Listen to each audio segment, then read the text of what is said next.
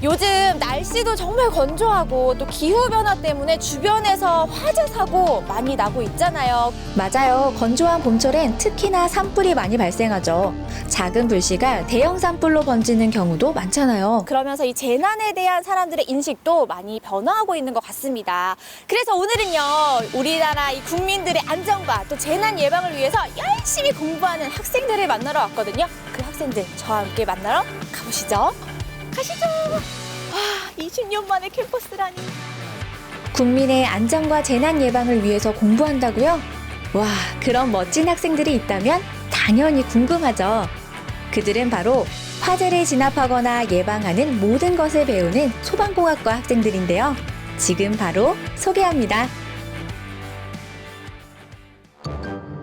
캠퍼스의 예쁜 벚꽃길을 따라서 찾아가 봤습니다.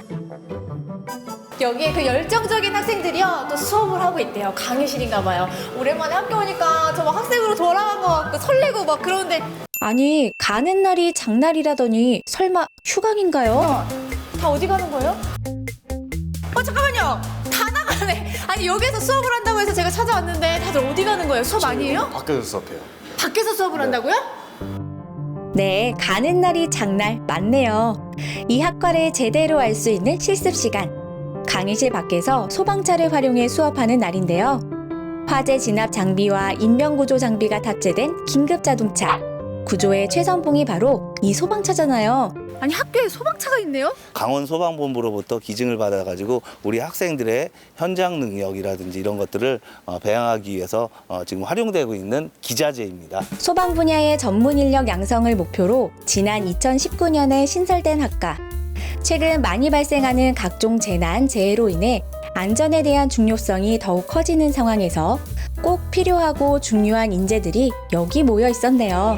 물로도 대응이 가능하고 폭, 거품으로도 유류 이러한 화재에 적응을 할 수 있게 이렇게 설계된 그런 특수 차량입니다.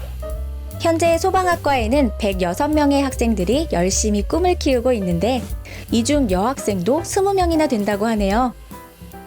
이 소방관이라는 게 물론 뭐 지식도 쌓아야 하지만 근데 여성들은 좀 체력적으로 어려운 부분도 있을 것 같은데 어떻게 그런 꿈을 갖게 됐어요? 네, 저도 물론 체력적인 부분에서 어려움이 있을 거라고 생각이 되는데 이제 학교를 다니면서 교수님들께서 이제 계속 지도를 해주시고 공채나 특채 같은 부분에서 되게 정보도 많이 주시고 체력적인 부분에서도 많이 도와주시기 때문에 열심히 할 수 있을 거라고 생각이 됩니다. 아니, 그러면 진짜 궁금한 게 이 소방공학과를 졸업하면 다 소방관이 되는 거예요? 아, 그건 아니고 소방 설비 산업기사라던가 이런 자격증을 취득을 하게 되면 그쪽으로 관련된 진로를 이제 선택을 할 수 있게 되는 거라서 여러 방면으로 이제 취업을 할 수가 있는 거죠. 오늘 새로운 사실을 많이 알았습니다. 네네. 저 혹시 인터뷰 끝났을까요? 네, 이제 끝났어요. 네. 이론 수업 들어가야 돼가지고. 저 수업이 또 있어요? 네. 아니, 학생들이 바쁘네. 그럼 저도 가야죠. 이런 수업? 소방시설의 가장 기본인 소방차를 좀 알아봤으니 이번엔 소방학의 기본인 소방학개론 수업.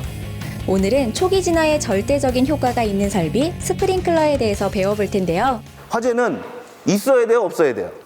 없어져야 되죠. 없어져야 되는데 어느 순간이든가 다 없앨 수는 있지만 시간이 지나면 지날수록 그만큼 피해가 커지는 거죠.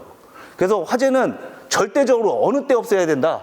초기입니다, 초기. 그래서 이게 초기 소화에 절대적인 효과를 지니고 있다라고 하는 아주 강력한 소화 설비인 거예요.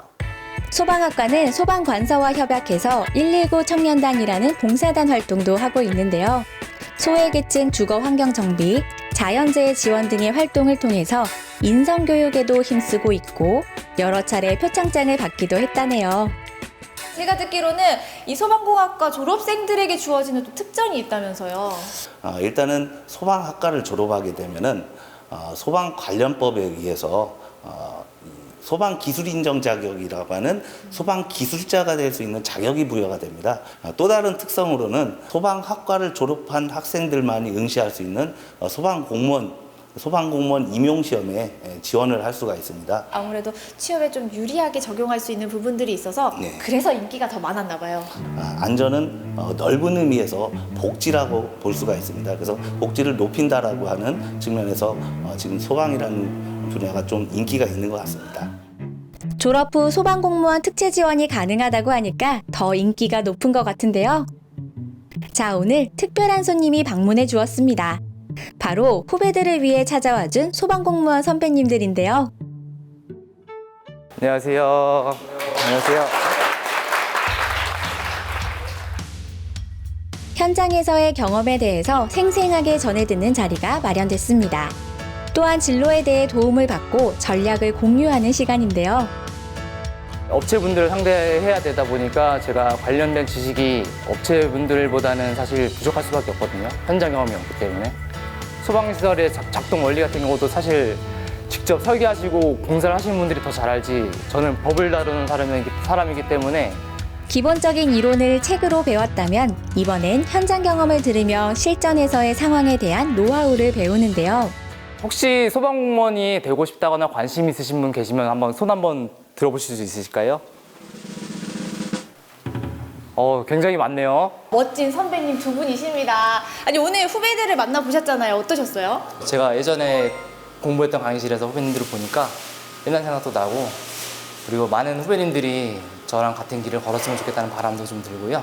학교 생활하면서 좀 기억에 남았던 일 혹시 있으세요? 저희가 이제 아무것도 모르고 이제 소방이라는 단어 하나만으로 대학교 왔을 때 이제 교수님들이 저희를 데리고 가서 이제 소방차 구경을 시켜주면서 이제 물을 쏴주면서 그렇게 이제 같이 놀았던 기억이 가장 인상 깊었었습니다. 저희가 어떤 식으로 공부하면 좋고 어떤 과목이 특히 조금 어려웠다거나 아니면 이 과목은 조금 어떤 식으로 공부를 하고 하면 좋고, 그리고 체력이 아까 안 좋으셨다고 하셨는데 그 체력은 또 어떻게 준비를 하셨는지 그런 게 궁금해요. 일단은 저는 이제 관련 학과 특채라서 공채랑은 다르게 과목이 이제 2과목이 면제가 돼서 3과목을 보고 시험을 들어갔거든요. 국어, 소방학개론, 소방관계법규 3가지를 준비를 했는데, 이제 사실 소방학개론 같은 경우에는 이제 이 대학교를 다니면서 배웠던 내용이기 때문에 크게 어렵진 않았어요. 그거는 거의 저도 만점을 받을 정도로 점수가 잘 나왔고, 소방관계법규 같은 경우에는 이제 법이 굉장히 외울 게 많아요. 그래서 이제 기출 문제를 좀 많이 풀어보면서 어떤 부분에서 이제 문제가 나는지 좀 정리를 하면서, 평상시에 접할 수 없는 전문 용어가 많이 나오다 보니까 계속 외우는 수밖에 없어요. 외우고 열심히 하시는 수밖에 없고. 네, 꿈을 향해 한 걸음씩 나아가는 모두에게 응원의 박수를 보냅니다. 이제 열심히 꿈을 향해 달려가고 있는 후배들에게 한 말씀 해주신다면요? 국민의 재산과 생명을 보호하기 위해서 소방공무원이 꼭 아니더라도 그런 마음을 가지고 투철한 봉사정신을 가지고 항상 안전에 신경을 쓰면서 그렇게 학교 생활을 즐겼으면 좋겠습니다. 우리 후배님들 모두 열심히 공부하고 또 체력을 길러서 멋진 소방관 저희의 후배로 들어와 주셨으면 좋겠습니다. 우리 삶의 현장 곳곳에서 도움을 주고 있는 소방관. 안전한 세상 뒤에 숨어 있는 영웅들이죠. 소방관의 꿈을 뜨겁게 꾸고 있는 학생들의 열정을 응원합니다. 진로에 대한 방향이 되게 다양해서 공무원에 대해서 되게 진지하게 고민하시는 분들이 많아서 질문도 많고 생각하는 것도 많았는데, 이제 선배님들께서 질문 다 너무 좋게 받아주셔가지고 다들 고민이 좋게 해결된 것 같습니다. 아니 근데 1학년인데 너무 일찍부터 그런 고민하는 거 아니에요? 좀 놀아도 돼요.